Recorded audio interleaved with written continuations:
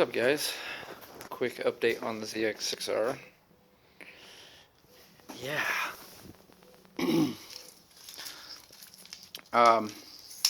Good thing to do is, if you have to deal with a wiring harness, go ahead, everything that you unplug, like this is the ignition, label everything.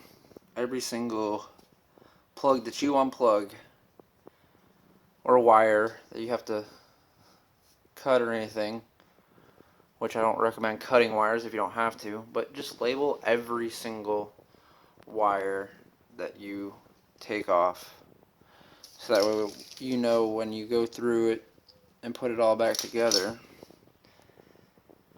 it'll go much easier. I'll give you guys an update once I'm done.